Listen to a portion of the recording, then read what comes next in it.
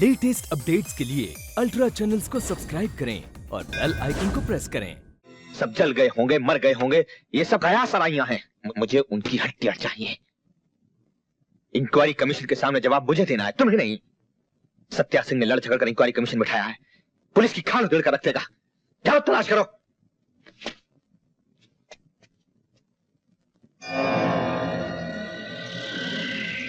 क्या कहा तुम्हारी पार्टी के अध्यक्ष ने? सब किए कराए पर पानी फेर दिया। फसाद में 900 आदमी मारे गए, लेकिन उसके कानों पर जूं तक नहीं चली।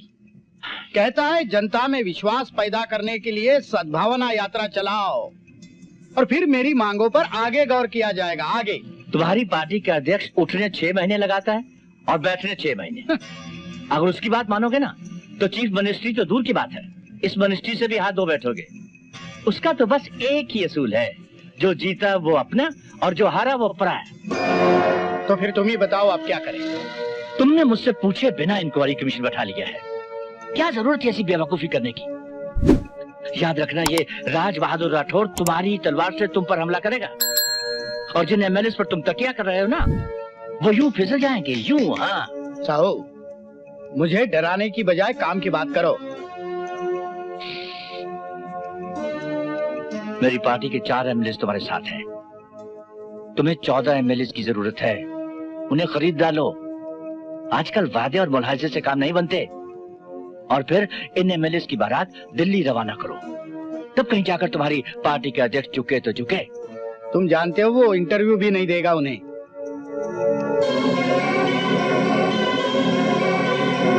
तो फिर इस झंझट से निपटने के लिए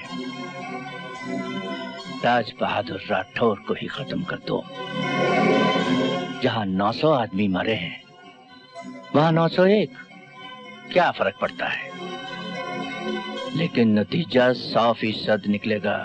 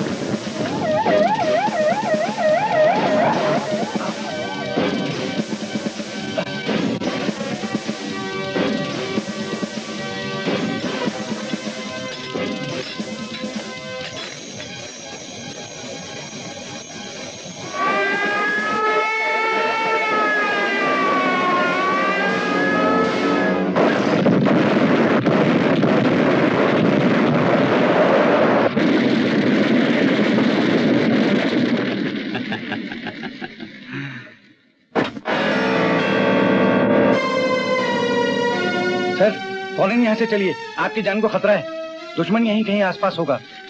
दुश्मन हमने देखे हैं बहुत, दुश्मनी करने वाले, वक्त की हर सांस से डरने वाले। जिसका हामी है खुदा, कौन उसे मार सके? हम नहीं, बम और बारूद से मरने वाले।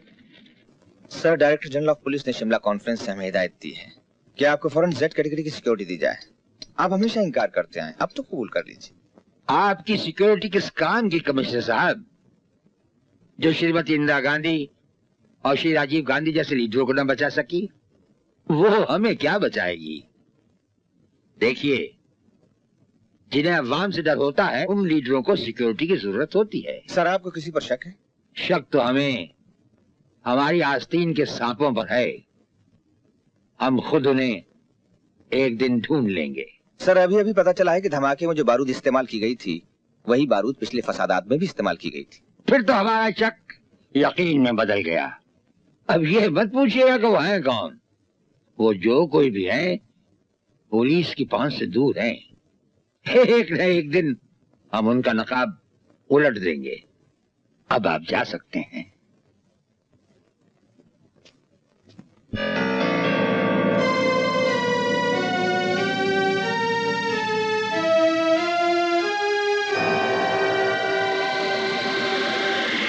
नमस्कार सर, नमस्कार। साहू, तुम्हें हमारी सरकार से कोई तकलीफ है जो हमसे मिलने आए हो? सर वो शराब और जंगल के ठेके के बारे में जो फाइल आपको भेजी गई थी, सुना है आपने उसे नामंजूर कर दिया है? तुमने ठीक सुना है साहू। हम जंगल की कटाई और शराब पर पाबंदी लगाने की स्कीम बना रहे हैं, इसलिए आगे किसी को लाइसेंस नहीं दिया जाएगा। तो फिर हुकूमत की आमदनी घट जाएगी सर, और पब्लिक की भलाई के काम अधूरे रह जाएंगे। वो नाजायज दौलत और जायदाद जिसे तुम जैसे लीडरों ने दोनों हाथों से बटोर कर रखा है, उसे हम जब्त करेंगे और वो सब काम पूरे करेंगे। हम सब जानते हैं कि तुम जैसे लीडर राजनीति में आने से पहले क्या थे और अब क्या हैं। हम इस सिलसिले में इंक्वायरी कमीशन बिछाने वाले हैं। जी, बहुत अच्छा ख्याल है। इस नेक काम में मैं आपकी पूरी पूरी मदद करूंगा। सर, ये रुपया मेरी तरफ से तोहफा समझकर कबूल कर लीजिए। इसे किसी नेक काम में लगाएं या पार्टी फंड में, वो आपकी मर्जी। मेरा काम हो या ना हो, ये मैं आप पर छोड़ देता हूँ। अच्छा, नमस्कार। हाँ, रुक जाओ। अगर हम चाहें तो तुम्हें अभी अभी एंटी करप्शन ब्यूरो के हवाले कर सकते हैं, मगर फिलहाल तुम्हारी सजा यह है कि अपने गुनाहों से भरा हुआ ये सूटकेस अपने सर पर लाद कर ले जाओ। दीनू काका। हुकुम साहब बहादुर। देखो, ये इनके पापों का भरा हुआ सूटकेस इनके सर पर लाद दो। जी, इसमें नाराज होने की क्या बात है? मैं खुद अपने हाथों से ले जाऊं। नहीं नहीं नहीं नहीं नहीं नहीं नहीं, इस सूटकेस को तुम अपने सर पर ही रख कर ले जाओगे, नहीं तो तुम्हें यहाँ से जाने नहीं दिया जाएगा।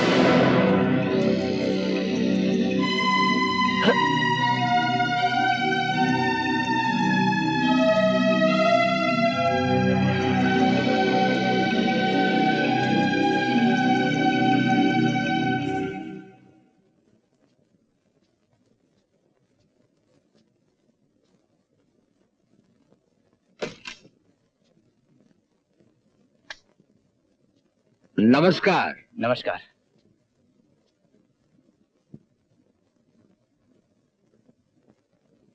ये आप क्या कर बैठे? हमाम में फिसल गया था, मामूली सी मोच है पाँव में।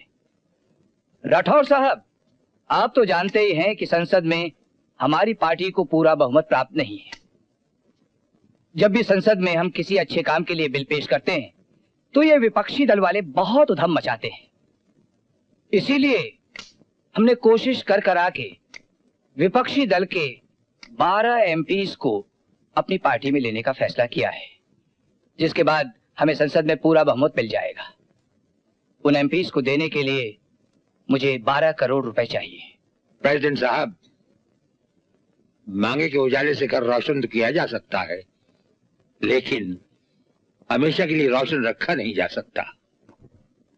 आपको तो अच्छी तरह मालूम है कि हम सियासत के मामले में रुपए के लेने देने की हेरा फेरी ना तो जानते हैं और ना ही जानना चाहते हैं। मैं तो आपकी भलाई के बारे में सोच रहा था।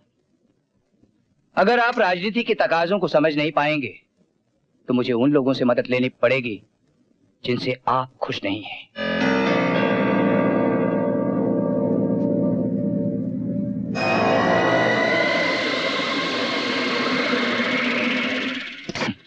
हम जानते हैं कि आपकी साहू के साथ मुलाकातें बढ़ रही हैं, और आप भी ये जानते हैं कि हम रुपया इकट्ठा करने में आपका साथ नहीं दे सकेंगे।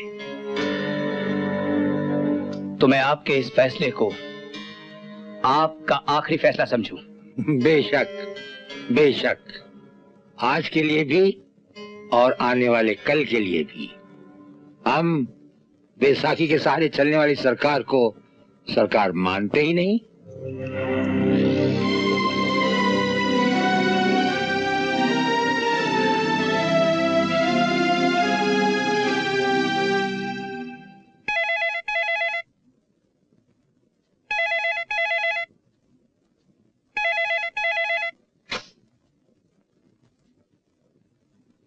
हाँ जी जी।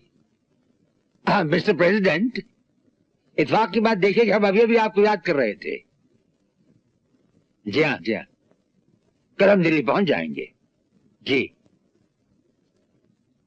आतंकवाद को आपने ही बढ़ावा दिया है और अब आप खुद उसका शिकार होते होते बच गए हैं। मिस्टर प्रेसिडेंट, इंक्वायरी कमीशन की जब रिपोर्ट आएगी तब पता चलेगा कि इसका जिम्मेदार कौन है। खुली बात यह है कि अब आपके साथ एमएलए की मेजॉरिटी नहीं रही। हम पूछते हैं कि खरीदे हुए एमएलए की भीड़ को ही मेजॉरिटी कहा जाता है।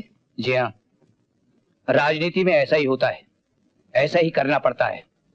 इसीलिए इस खेल के खिलाड़ी इसमें हिस्सा लेते हैं। गलत लोगों का पार्टी में शामिल होने का सिलसिला तो चल ही रहा था, मगर अब गलत तौर तरीके भी चल पड़े हैं। हमें अफसोस है प्रेसिडेंट, बहुत अफसोस है। तो फिर पार्टी छोड़ दीजिए। छोड़ दीजिए? पार्टी किसी की मीरास नहीं कि किसी के कहने से हम आ जाएंगे और उसी के कहने पर हम चले जाएंगे। हम पार्टी में हैं, लेकिन इसलिए कि हमें पार्टी के सिद्धांत बहुत प्यारे हैं। लेकिन एक बात यकीनी है प्रेसिडेंट साहब कि हम इस पार्टी से गलत और बुरे लोगों का निकाला जरूर करेंगे। आप एक अच्छे इंसान हैं, इसमें कोई शक नहीं। राठौर जी, सोने की तलवार जाहिरी तौर पर अच्छी लगती है, लेकिन उस तलवार से मैं अपनी गर्दन नहीं कटवाना चाहूंगा।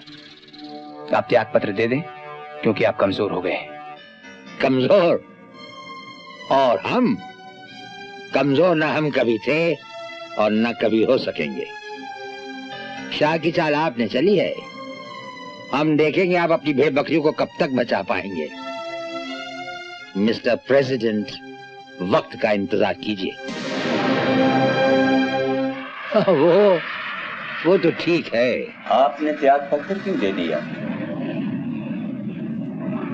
पार्टी अध्यक्ष को साफ साफ बता दिया होता कि सारे दंगे फसाद और आप पर हमले का जिम्मेदार सिर्फ सत्य सिंह ही नहीं, साहू भी है, जो अपनी पार्टी के 3 एमएलए मुट्ठी में लेकर राजनीति में हेरा फेरी करता रहता है। सब एक ही थैली के चट्टे बट्टे हैं। सत्य सिंह के पास तो पहले से ही पैसा और ताकत भी है।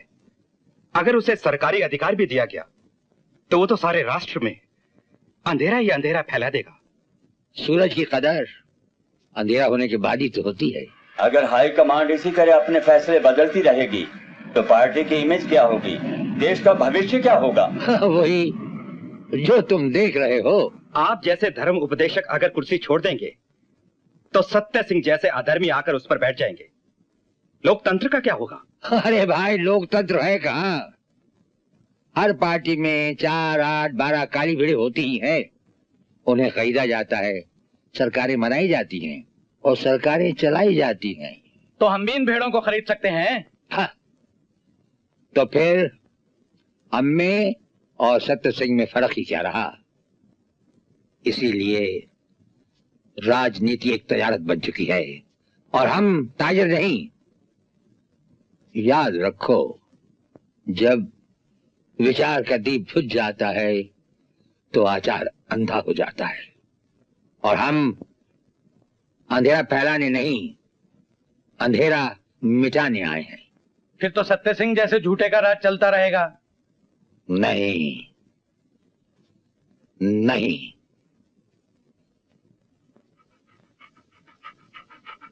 घर का पालतू कुत्ता भी जब कुर्सी पर बैठ जाता है तो उसे उठा दिया जाता है, इसलिए कि कुर्सी उसके बैठने की जगह नहीं। सत्य सिंह की भी यही मिसाल है। आप साहिबान जरा इंतजार कीजिए। मैं श्री सत्या सिंह ईश्वर को साक्षी मानकर और भारत के संविधान के प्रति आस्था रखते हुए पद और गोपनीयता की शपथ लेता हूँ और अपने दायित्व के निर्वहन के प्रति अपनी प्रतिबद्धता स्वीकार करता हूँ।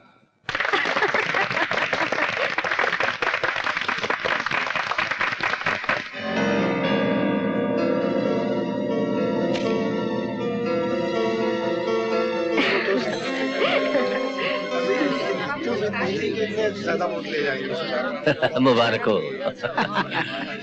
मुबारक।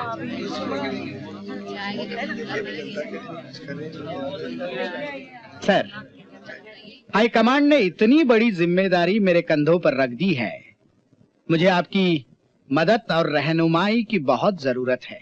कैसे कैसे ऐसे वैसे हो गए, ऐसे वैसे कैसे कैसे हो गए?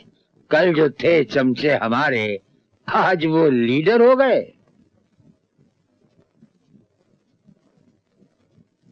इसका मतलब क्या होता है? मैं समझाता हूं तुम्हें, चलो।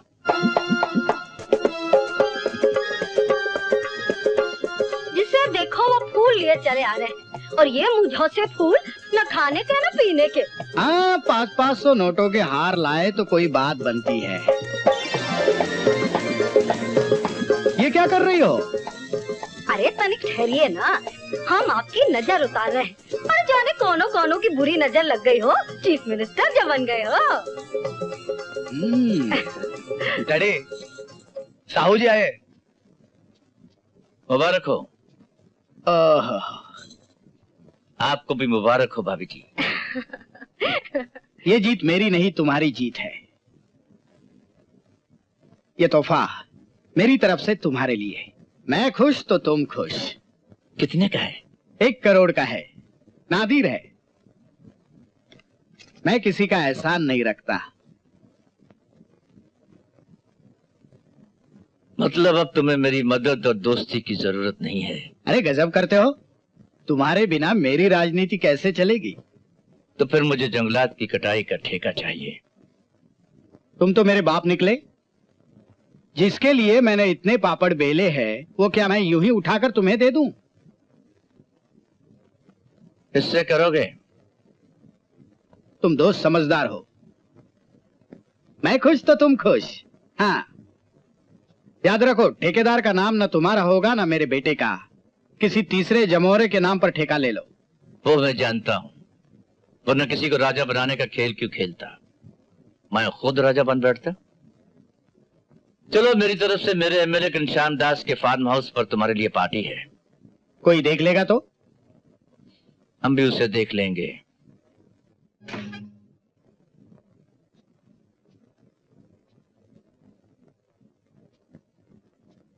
नमस्कार।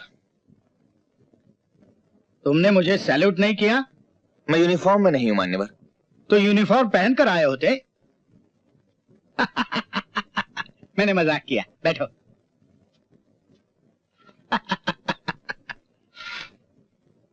ये मेरे दोस्त बलराज साहू हैं। इनको जब भी पुलिस की जरूरत पड़े फौरन मदद कर देना। इनका हुक्म मेरा हुक्म समझना। मान्यवर, अपनी ड्यूटी निभाने के लिए कभी किसी के हुक्म की जरूरत नहीं पड़ी मुझे। मान्यवर, मैंने सुना है वो जो इंक्वायरी कमीशन दंगे फसाद की जांच के लिए बिठाया गया था, मैंने उसे उठा दिया है। क्या जरूरत है उसकी? आप ही ने तो बिठाया था। तब मैं मिनिस्टर था, अब मैं चीफ मिनिस्टर बन गया हूं। जनता पहले से ही जली मरी है। उनको दोषी ठहराओ, उनके ऊपर मुकदमे चलाओ, अच्छा नहीं लगता मुझे। मैं खुश तो जनता खुश। मैं चलता हूं सर। हाँ, जाओ। अच्छा काम करना, समझे? अब मैं चीफ मिनिस्टर बन गया हूं। मेरे स्टेट में अमन और शांति का राज होना चाहिए। ऐसा ही होगा सर। खारा लगता है। जब तक मीठा नहीं बन जाता ट्रांसफर भी नहीं करूंगा। देखता हूँ पुलिस में रहकर अग्नि परीक्षा कब तक देता है। ये देखिए विजय ने हमको धमकियां दे दी है दाम घटाने के लिए। सर, हम खुद चाहते हैं कि अपना माल कम से कम दामों में बेचे, लेकिन आप बीच में टपक पड़ते हैं। आप कहते हैं चंदा दो, भाव बढ़ा दो। आखिर कितना चंदा दें हम आपको? आपको चंदा दें, आपकी पार्टी को चंदा दें, एमएलए खरीदने के लिए चंदा दें, और इन सबके बदले में मिलता क्या है? फिर बदनामी और आवाम का गुस्सा। आपने हमसे 10 करोड़ रुपए लिए, चावल और चीनी के भाव बढ़वाए। हमसे 5 करोड़ रुपए लिए और सीमेंट के भाव बढ़वाए। हमसे भी 2 करोड़ रुपए लिए और दवाइयों के दाम बढ़वाए। कहाँ तक गिनवाए, आप खुद बताइए। आपका रुपया मैंने अकेले हड़प नहीं किया। मेरे बाप दादा भी ऊपर बैठे हैं, उनकी भी झोलियां भरनी पड़ती हैं मुझे। जब आप हमसे रुपया लेते हैं तो आपको हमारी हिफाजत भी करनी चाहिए।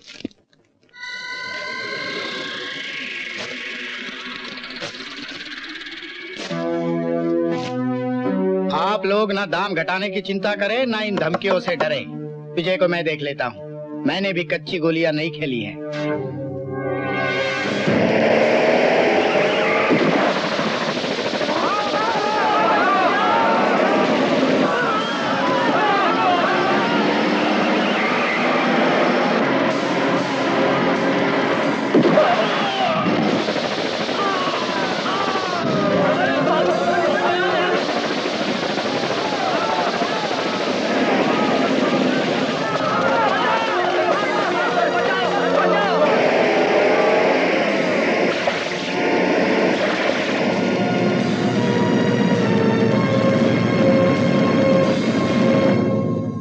खुलेआम कत्ल और गारतगिरी हो रही है और तुम इतने से विजय को पकड़ न सके? क्या जवाब दूं मैं पब्लिक को? सर, पब्लिक में वो बहुत मकबूल है। और जब पब्लिक उसे पनाह देती है, उसके बचाव के लिए जान देने के लिए तैयार है, तो पुलिस के सामने सिवाय गन बैटल के कोई रास्ता नहीं है। और मैं मासूम पब्लिक को पुलिस की गोली का शिकार नहीं करना चाहता। उसे खत्म करने के लिए अगर बस्तियां भी जलानी पड़े ना, जलाओ। ये तो इंसानी हुकूक का उल्लंघन होगा और आप किसी को जवाब देने के काबिल नहीं रहेंगे। मुझे तो लगता है ये सियासी बहरान है, इसे सियासी तरीके से ही हल करना चाहिए, ना कि पब्लिक और पुलिस को आपस में लड़ाकर। जो मेरी कुर्सी के लिए खतरा बन सकता है उसको मैं कुछ भी कर सकता हूँ। तुम आज के आज उसे ढूंढो और पुलिस एनकाउंटर की आड़ में ऐसी मौत मारो कि किसी को भी मुझसे टकराने की हिम्मत ना हो, वरना ये यूनिफॉर्म यहीं छोड़ जाओ।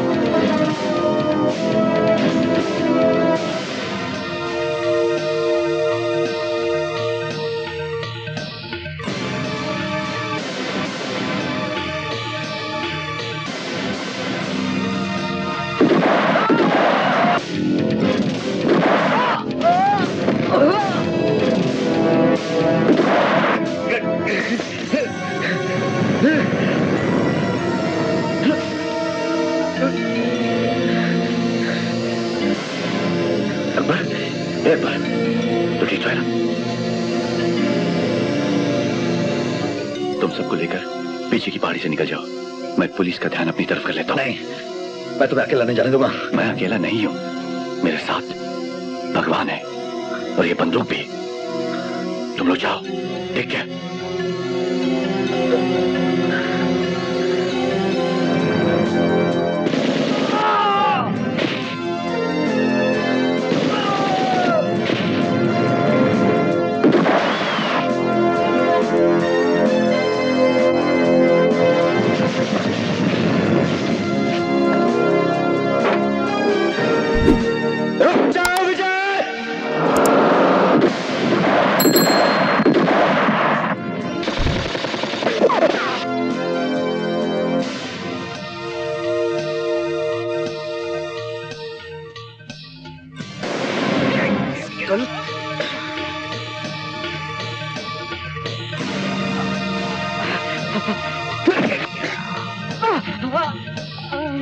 जाओ पीछा करो उसका।